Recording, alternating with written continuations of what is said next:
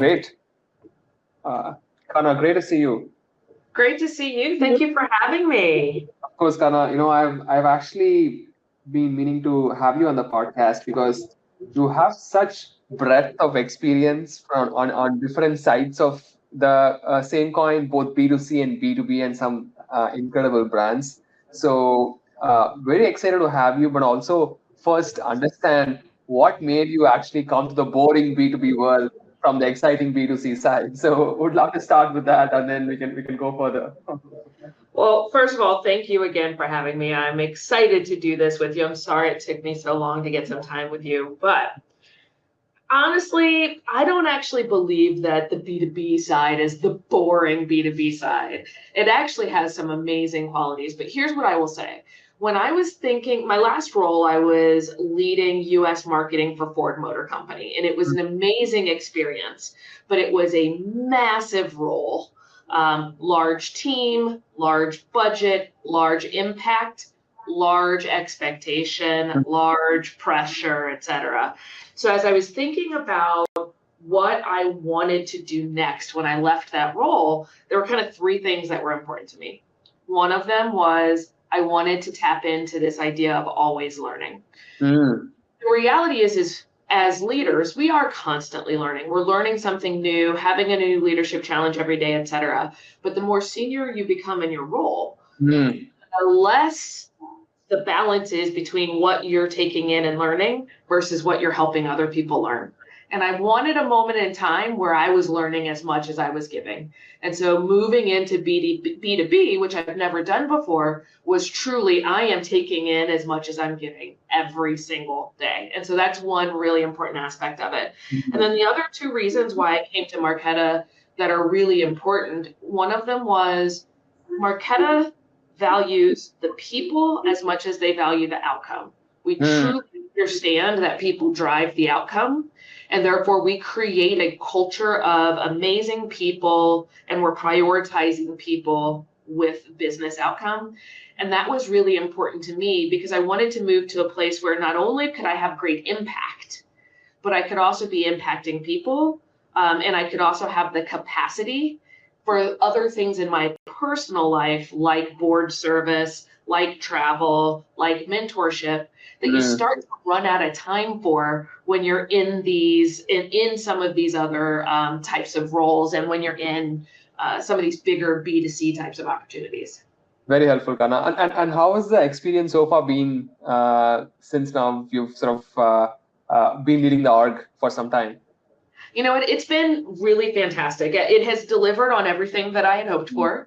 It has also given me challenges. Learning the nomenclature of B2B has been a challenge. Deepening my experience in the payments business obviously, that learning curve has been really interesting. But I've loved what I'm doing. I have a very talented team, and we've been doing some amazing work. Honestly, what I particularly love is that it's not so far off from what I was already doing, yet it's applied in a very, very different way.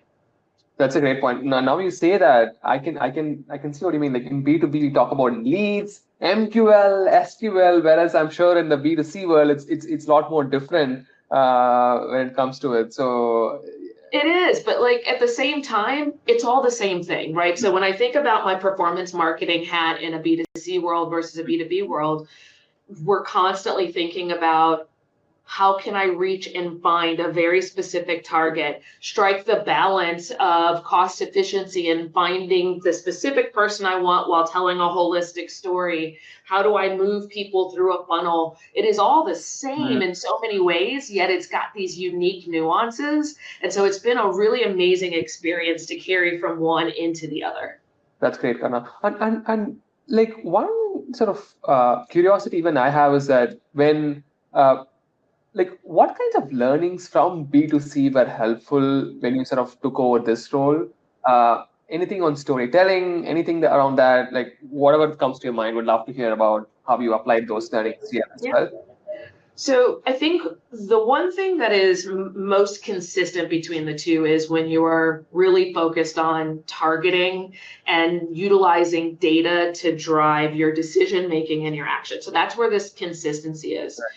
what I have been bringing from the way I lead in B2C marketing into my crew at Marqeta is how we layer on top of that much richer personalization and a significantly deeper understanding of the insights and the why behind the choices and the decisions that our target is making, and how to think about our target as the person that they are, not just as the company that they are.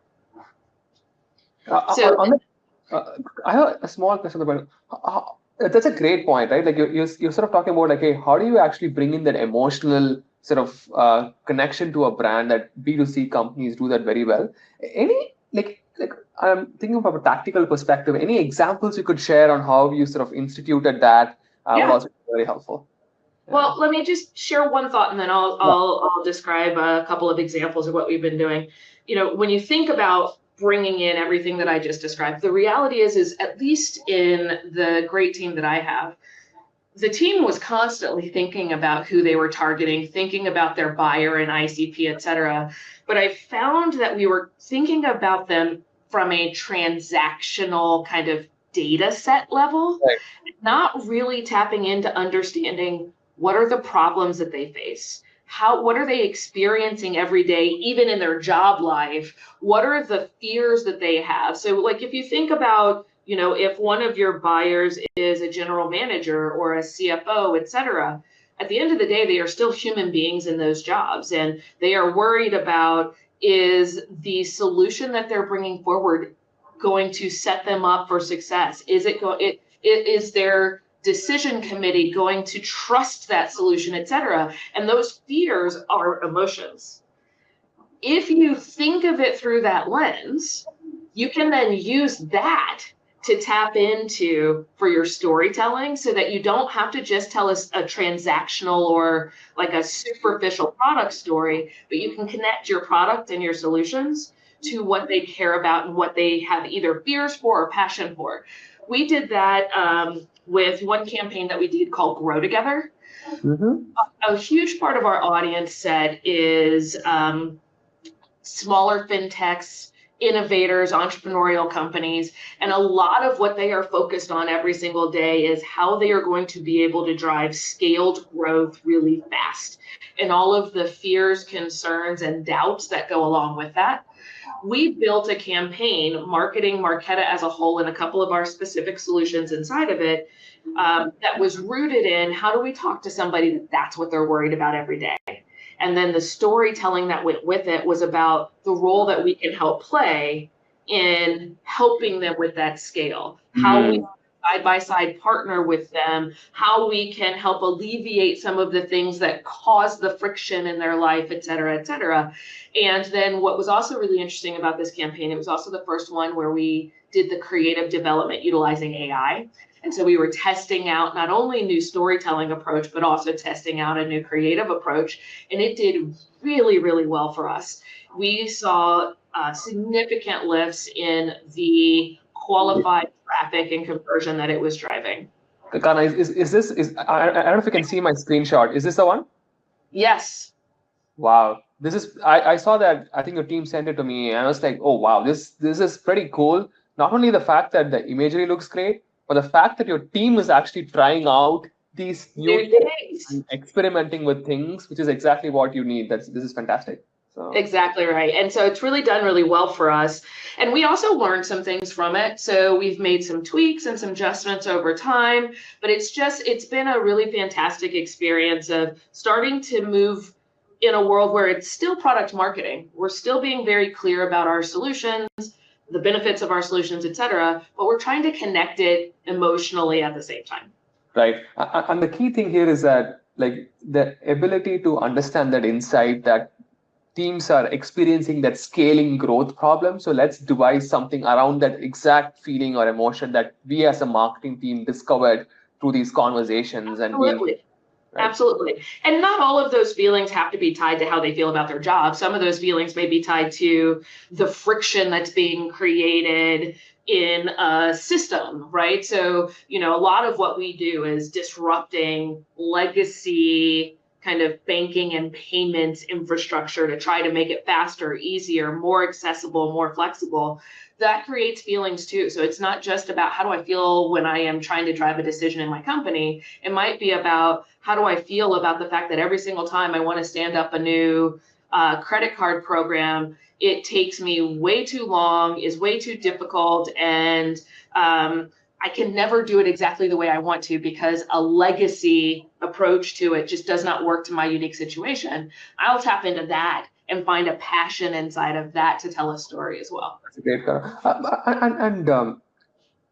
for any guidance for the marketers listening to, in terms of how can they really elevate their storytelling experience? I think one part, like you clearly said, is understanding emotions. But are there like examples that they can study, like brands you think are doing it extremely well in your experience? Any books they can read? Like any tactical tips would also be very helpful.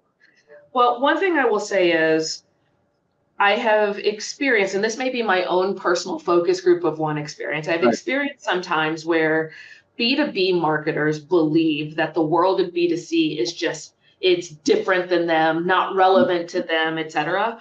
I would actually encourage people to spend a little bit of time looking at some really great B2C marketing examples, and then take a step back and think about not necessarily what literally did they do, but rather what is the principle of what they did? What are some of the things sitting inside of it? I'll give you an example of that, and then I'll give you a B2B example. I look at somebody like McDonald's, and right now, McDonald's is doing amazing marketing. There's a woman there who is a former colleague of mine. Her name is JJ. And she leads, I think, brand or advertising for McDonald's. And her and her team are doing amazing work. And what they have really tapped into is an ability to understand the culture of their audience. What is happening culturally for that audience, and then finding ways for their brand to organically be a part of it. Wow. I think that principle is why McDonald's is killing it right now. I mean, you go all the way back to the, who was the rapper? His name is escaping me right now. He's a rapper that they did a meal program around. I feel so terrible that I can't think of it right now. But when they created that, it sold out their product in the stores. It completely grew like gangbusters. But at its core, it wasn't really about the rapper. It was about the insight that they were able to tap into in the culture that made it so hyper relevant. If I then take that into our B2B world, we can still do that.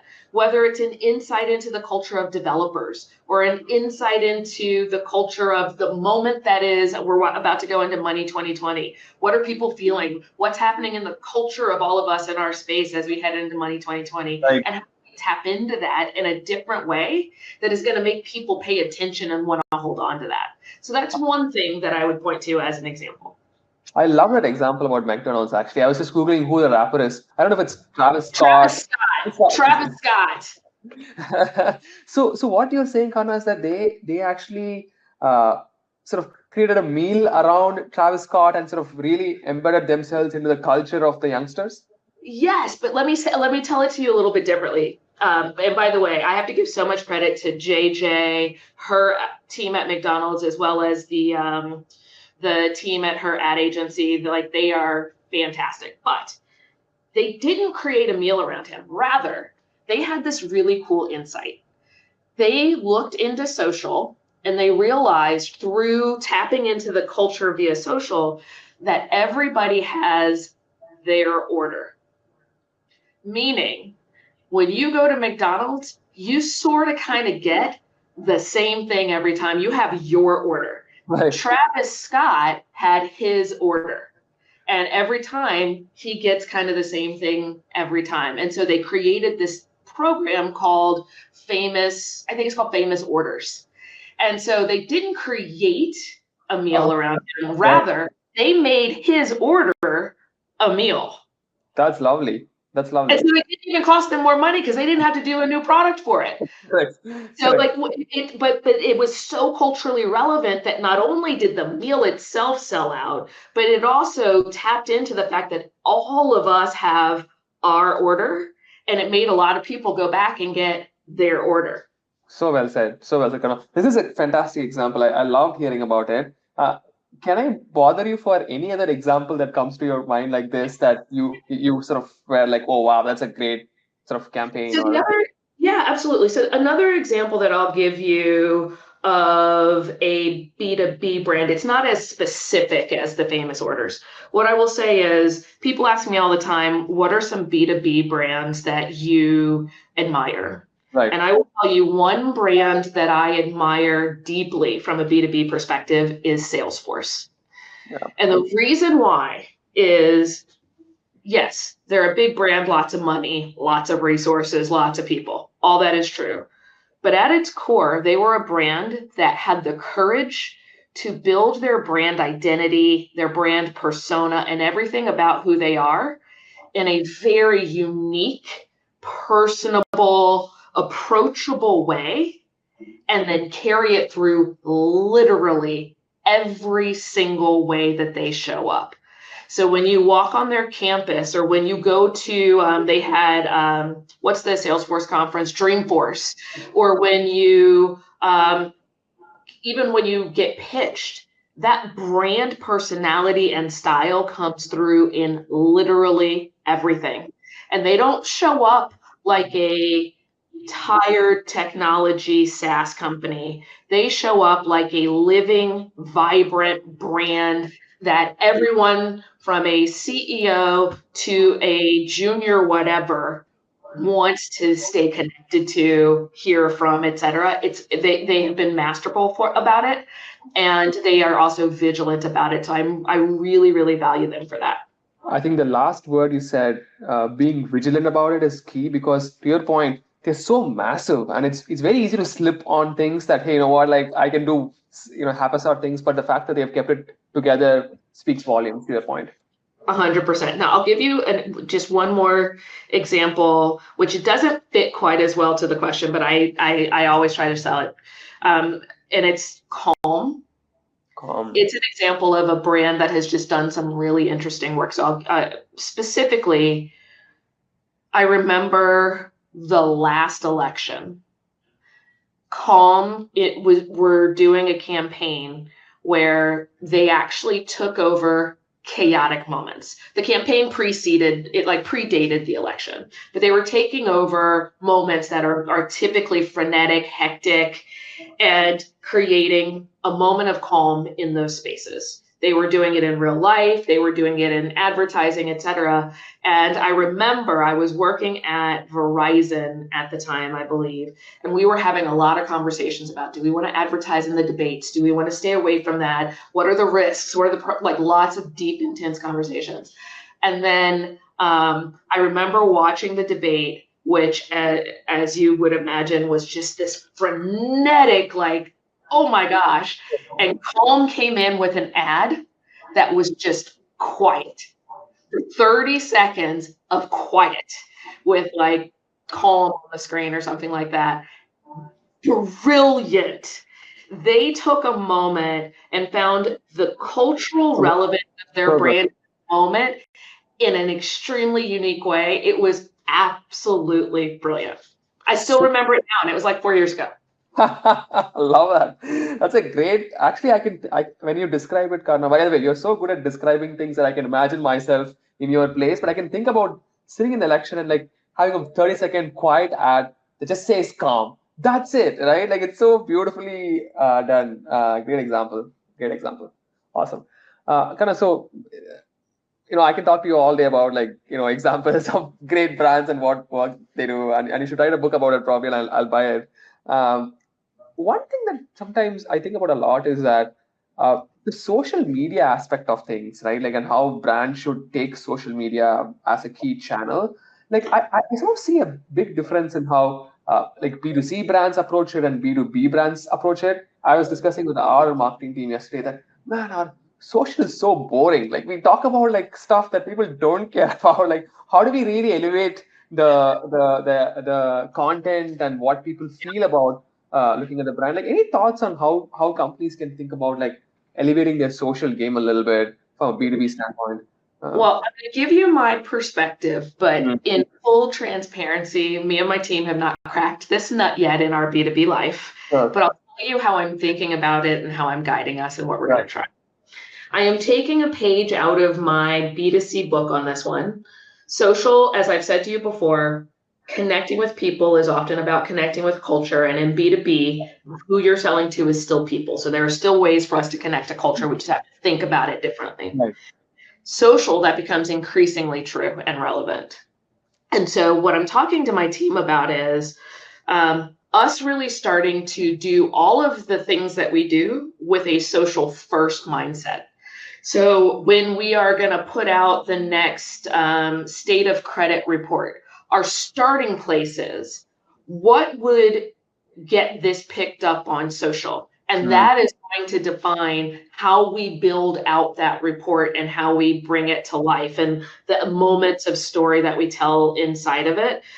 The other thing that I am guiding my team on is don't let perfect be the enemy of good. In social, you don't necessarily need perfection for everything you're producing. You need accuracy and it needs to deliver on the brand, but it doesn't always have to be perfect. It doesn't always have to be like this So big, polished. thick, Right. polished thing. Let's focus on getting more stuff out there more often and actually learning and trying and testing. Our mindset is, I gave it a shot, as opposed to our mindset is, I polished this thing, now I'm going to drop it in social. And then the last thought that I will share is talent matters. And so my head of creative content and digital and we thought about how do we dial up what we're doing in the social space. And one of the things that she's doing is she's changing the talent she's hiring. And so she's got some open roles on her team for some fresh young talent.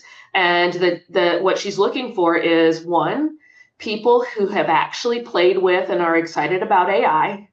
And two, people that have a strong social presence and a passion for social content, because the starting place of what she's looking for is content creators that are going to help us make our stuff sexy and social. So those are like exactly where at least we were discussing as well, Kana, because to your point, it's very hard to sort of suddenly ask someone who's not sort of socially present to be like, hey, you should start posting from tomorrow. Like they'll be so stressed out and like so nerve-wracking about hearing about this. But hiring in the first place that fits those criteria actually solves a bit of problem. And then all it needs is like some love from you as a leader and be like, hey, take bold risks. It's fine. It doesn't have to be Do it. right? Yes, you're so right. And so it's our first time approaching it this way. It is not going to go perfectly, and Right. we're just going to learn from it, and we're just going to keep getting better and better at it along the way. So I guess the takeaway is just be willing to give it a shot at approaching it differently and having the courage. Now, I could spend an entire podcast talking to you about the best practices of how to set up a culture and an environment and a process for social. But at its core, the starting place is, do you have the right talent? And are you creating the right environment for people to really test, try, tinker, and give it a shot? That's very helpful, Kana. And on that related question, right? One thing that like I think a lot of folks think about is just how do you divide your investment between brand and demand, right? And maybe they're interlinked, but I was looking at the opportunities we won this quarter, right? And all of them were folks we spoke to last year at some event. They heard about us through someone else, and it all is resulting in fruits right now. So like, even I'm thinking about the fact that, hey, how do we actually balance this a little bit? Should we all go all in on brand and like, sort of like, what's your philosophy on that? So it's a huge challenge, and at Marqeta, our marketing investment isn't massive, and so it is a trade-off and a choice. But one thing I say always is it cannot be an either or, because the reality is if you go entirely on performance, there will become a point that it starts to become more difficult and therefore more costly and therefore inefficient for you to get your next lead. Because something that you've done as a brand is helping to start with that initial upper funnel awareness and consideration. And so you may not always need to have like always on brand and always on performance, but you have to at least appreciate that your brand matters and your brand needs a voice to help open up the mind to start your funnel. Now, what I am guiding with my team is that doesn't always mean that we need some big brand ad campaign. Instead, I'm focusing my team on the conversation we were just having. How does earned media and social provide opportunity for us to punch above our weight, scaling our brand, so that we can better balance the investment while still achieving what we need to from a brand scale? How can one event as a brand be designed around being social oriented, social shareable, etc., the design, the experiences, so that people want to tell the story and other people want to hear the story, and therefore it is telling our brand. And it's as your brand layer on top of your performance marketing activity that's marrying with it. That's a great point, Kana. And lately, maybe after speaking to a lot more CMOs like you, I've sort of strongly believe in the concept of some bit of an integrated approach where both the teams work together to your exact point. Like, hey, create an event, but like, how do we make sure that we amplify that content across these different platforms and different channels and design it in a way ahead in advance so that you're not thinking last minute? And that needs all teams to come together and work in a synchronous fashion and not like think about, hey, this is a brand team's work. This is a demand, like, it's confusing after a while. I have a good friend, Gary V, and I go to his team a fair amount, asking them for tips and tricks as I'm trying to build up this capability. And I'm not going to get his words right exactly, but basically the bottom line that GV has expressed to me is every single thing you do is social. So meaning everything that we are creating, every piece of content, every experience that we're building, every single thing that we're doing, our starting place has to be, how is this social? So you like sometimes those of us that are not, the Gen Zers that grew up in a social first world, sometimes we go to a restaurant and we see the wall that is clearly the Instagram wall, and we may think to ourselves, emoji. But the reality is that restaurant did not have to spend money on promotion because of the number of times that someone stood in front of that wall and took a picture, tagged the restaurant, et cetera, et cetera, et cetera. We have an opportunity to take a page out of that book in a slightly different approach, but the starting place is I built it because I knew that people would pick up from it, or find some value that they would want to share out of it, et cetera. I have a great member on my team. Her name is Blake. She runs our events. And when we hired her, we didn't hire somebody that comes from a B2B background. We hired somebody who came from an entertainment event background. And so she produces some of the most creative, stunningly visual events.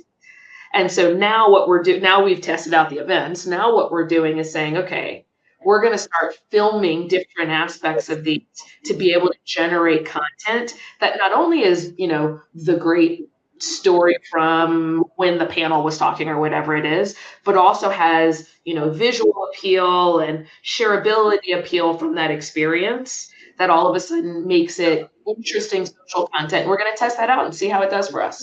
100%. That's a great idea. And I'm a big fan of that approach where you actually take record content, especially video content, and sort of start distributing across these different places. So that's a fascinating idea. Couple of last questions, Kana, then I'll let you go. I'm sure you're busy. What else did you learn from GV? Anything else that sort of he says that have become, like one of your principles in terms of how you approach things? Because he always has like a very unique take and a forward-looking take to marketing, right? And I've just... Well, first, I will tell you, I absolutely adore Gary. He is an extremely interesting character, and I will tell the secret of he and I did not get along at first, but now I absolutely adore him. And I think what I find fascinating about him, the last time we were together, I really tried to get into his mind. I was not fully successful, but I tried to get into his mind around this because what he is really good at is just like figuring out what's going to be next. Mm. And like he and I will have a conversation, be looking at the same input, whatever it is, whether it's data or whether it's observing the people at Hudson Yards. We'll be looking at the same thing. And what I will see is probably something akin to what you would see, something relatively obvious. And what he would see is the world is going to go here. And I'm like, okay, that's brilliant, but help me understand how this orange got you there.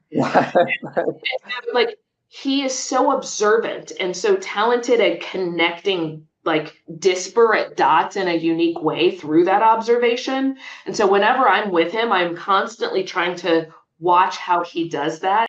Right.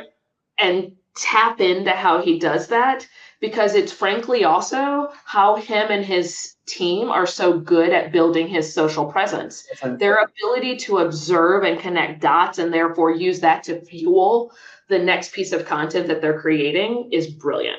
That's so true, Kana. And also, one thing I observed is that he just puts himself out there in the world. Sometimes if like it's very hard to imagine, like, hey, how is he saying all this without thinking about like risks and potential things? Like he just puts himself out there, like, and sort of. To be fair, Gary has the privilege of being a person, not a public company entity.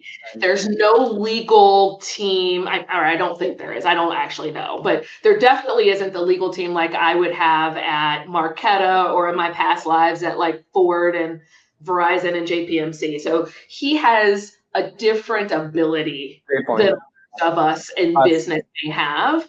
But I think what we shouldn't think about it as a how do I replicate what he's doing? What's really key is how do I understand the principle of what he's doing? And the principle of what he's doing through my eyes and a little bit of what his team has trained me on is, one, quality matters a little, quantity matters a lot. That doesn't mean put out garbage, but it means you don't have to polish. What's more important is volume. Even with, like, let's say you have this video. There are probably no less than 100 pieces of content that his team would be able to create out of this video. And all of a sudden, you've got this quantity of assets out there that builds the momentum behind both the brand and the social platform. The other principle that I've learned from his team is this idea of observing and then reacting. So when you see something catching fire, that is the thing you then want to go repost. That is the thing you want to then go build some more content off of, et cetera. And really focusing on observing how people are reacting to your stuff.